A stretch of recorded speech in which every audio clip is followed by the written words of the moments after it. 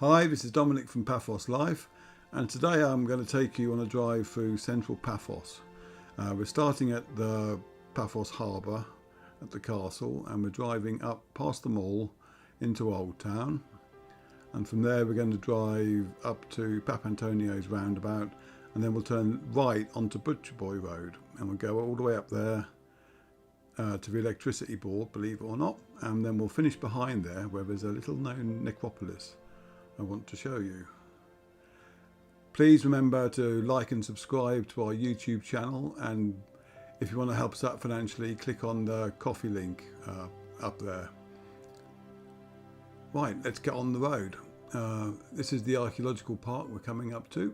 That's not the entrance to it, that's round the side here.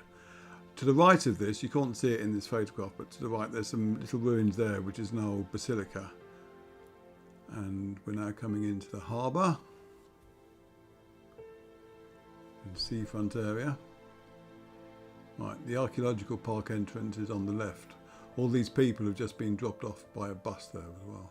Presumably they're going to go and get on one of the tours at the harbour. Coming up to a roundabout now, which isn't immediately obvious, but you shouldn't go straight there, you need to go left here and around.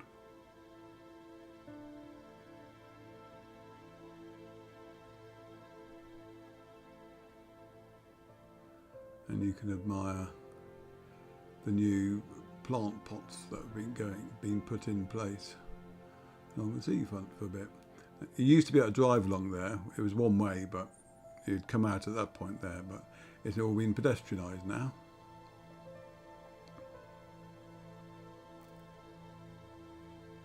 And you can now go right here past Paps, etc. into Paphos, but we're going to go straight on.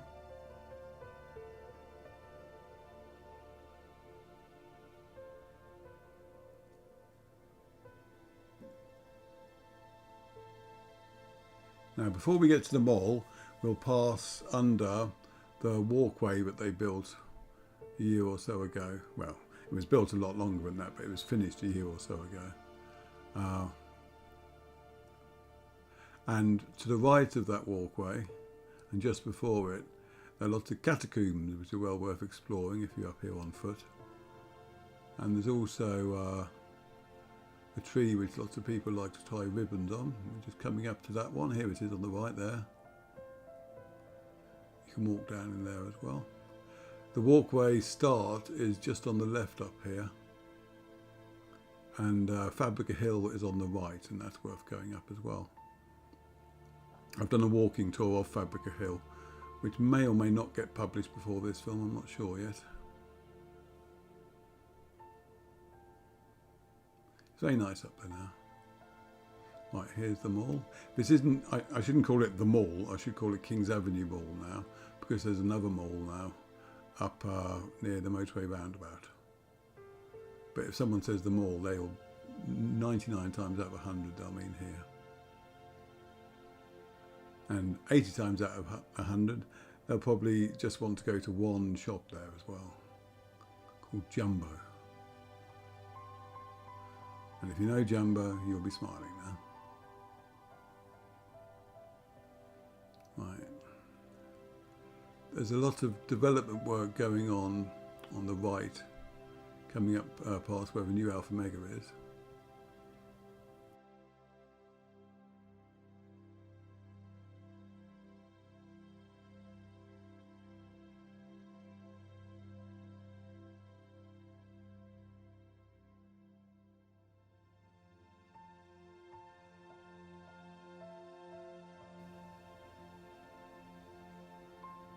This road will eventually lead into the old town, and there's mainly retail on the way up there. There's a few restaurants and kiosks intermingled.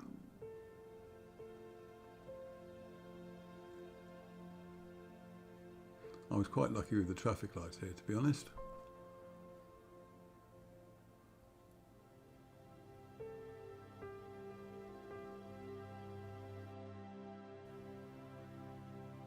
There used to be a car park on the left there, but they're doing something there now, building-wise. We're just coming up to Green Air on the right here. Give a shout out to them, they're one of our site sponsors. If you have anything to do with solar panels, etc., and heating and general looking after your home maintenance, then give them a call.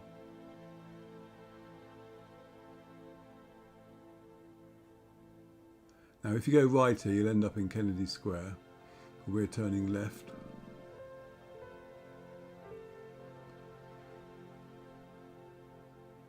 And this will go up into Old Town. Prior to Old Town, there's a Marks and Spencer's. So if you're running short on Percy Pigs, you know where to go now.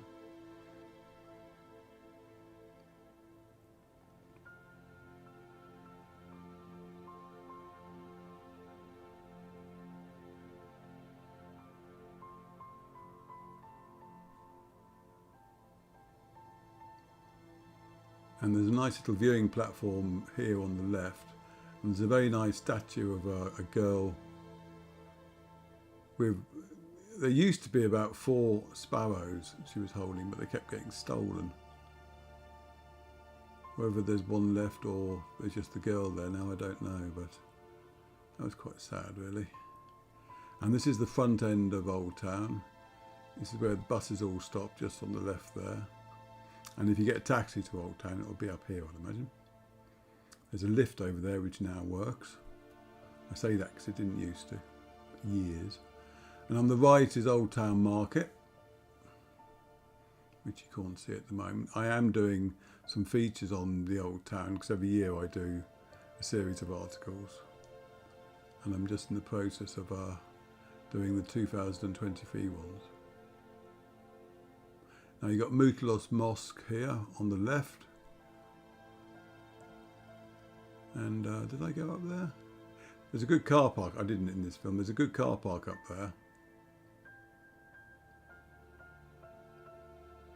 But I want to show you another new car park that's been built. Before that though, look how colourful it is up here now. And how new it is. I mean, I know it's old town, but it's been renovated and it's lovely. Oh, it's not finished yet, obviously.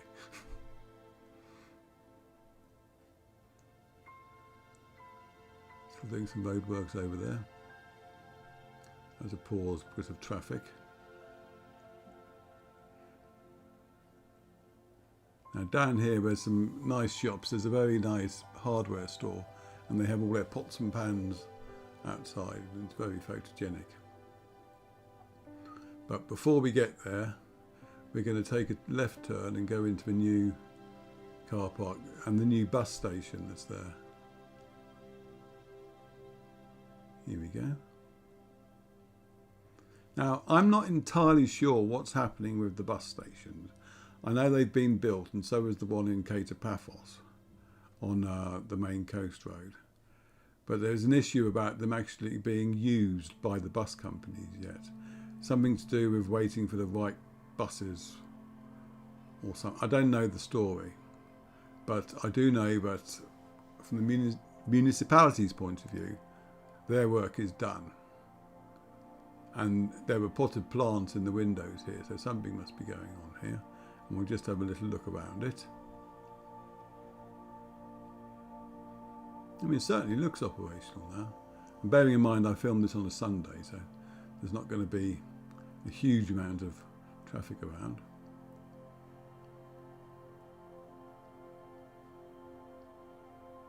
But it's all up there and waiting to be used properly.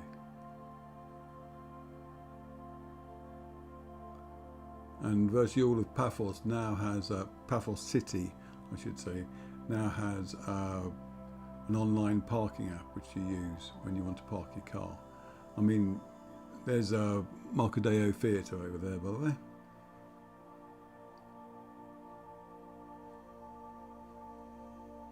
And we're just gonna, I think we go past Pumpkin House in a minute because I like Pumpkin House and Evie who runs it, and I like to give her some publicity. This shop here, you just see it on your left, that door there.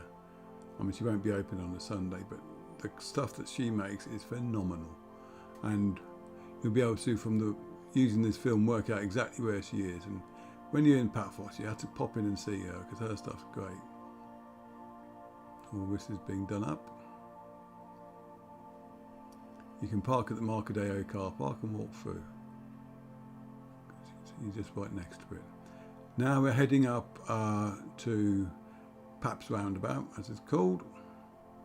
Oh yes, the parking app's very easy to use. There's a each bay has a number on it, and you just tell the app that, and it costs like €1, €2. Not a lot of money at all. So I think the cheapest it can go to is 50 cents, and you can add more credit online. Very easy to use once you get the hang of it. Right, this is the B7 now, and it's all been finished. There's Paps, and now we're going up what expats and some Cypriots, fair enough, call Butcher Boy Road. The reason it was called Butcher Boy Road is twofold. Firstly, there was a butcher's on it called Butcher Boy, and they had a very large sign so anyone would know where Butcher Boy was, basically. And secondly, I'm not even going to try and pronounce what the actual name of the road is, but it's a very long Greek word, and to my shame, my Greek isn't up to that. So I call it Butcher Boy, and the local Cypriots who talk to us will call it Butcher Boy. They'll say, oh, you need to go down Butcher Boy Road or something like that. So there's no shame in calling it that. But that's the road we're now on. It's more of a, I wouldn't say residential, but they're more businesses than retail here, and schools. But you can see all those parking spaces there that I was talking about, and just work out, if you look carefully, numbers.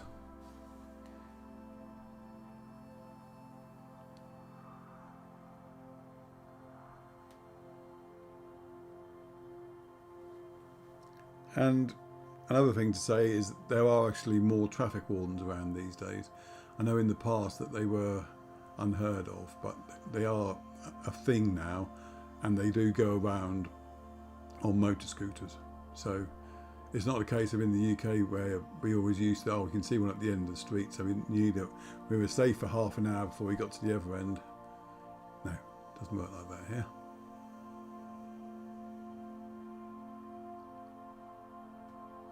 I've got to try and remember where the original Butcher Boy was. I think it's beyond the Zorbas. It's near the music shop, I think. Yes, now we've moved more into retail area.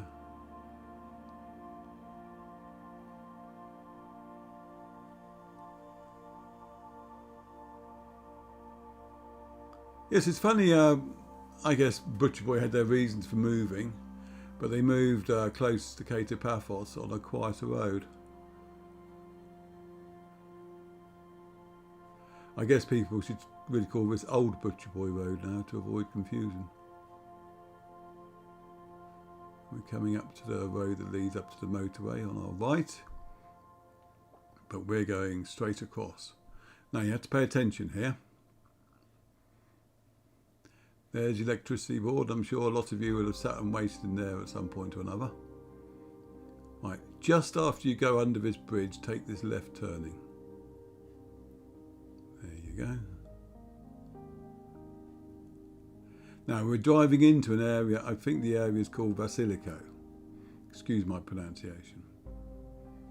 And therefore the necropolis in it, which we were just about to see, is called Vasiliko Necropolis. And you can just see it there on the left, but we're going to be a bit more bold than that, and we're going to get out of the car and go and have a look at it. There's a little gate here. If it's shut, it'll just have been closed. There's no padlock on it, so just open it again. But there is a rather feeble fence that goes around the necropolis. Because my films get watched by lots of people, I'm not going to climb over any fence and go rummaging where I shouldn't. But people have, because you can see the rubbish down there. Only a little bit, it's not horrendous, but and also obvious paths. So it's not like anything like Tomb of the Kings or anything like that. There's like only a couple of uncovered areas. But if you look around, you have to wonder what else is here, because the field that it is in is anyone would think I'd planned that. There's a fair number of rocks there that could have anything in them, and that was all carved out of rock. Incredible. How long must have taken?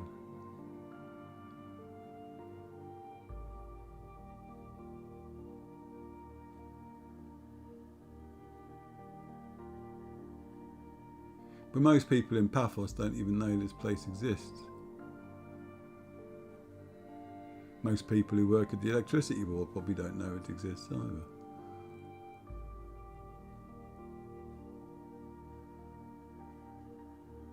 Tell you what though, if I was a parent bringing up a child in one of the houses nearby, I'd be dreading them going and exploring here and falling off a ledge and hurting themselves.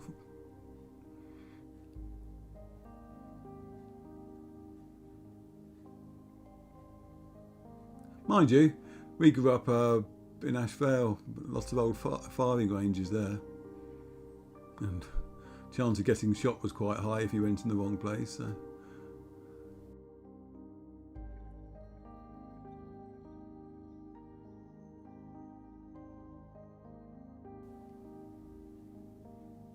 Now you can't come around this way, but I wanted to show you what was down there.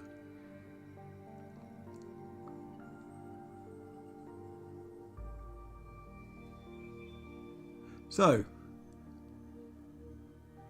it's fairly easy to get to, and if you're in the area or you had to go to a hospital or something, which is just up the road, definitely you should pop down here and have a little wander around. It's an interesting diversion.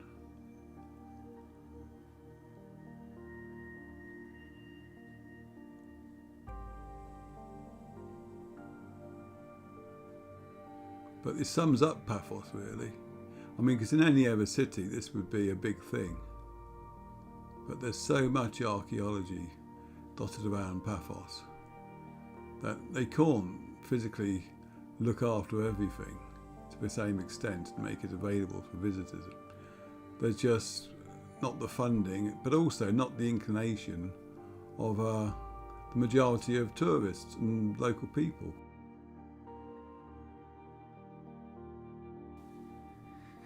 Anyway, hope you enjoyed that film and tour of the secret archaeological park at the end of it, and we'll see you in the next film. Cheers.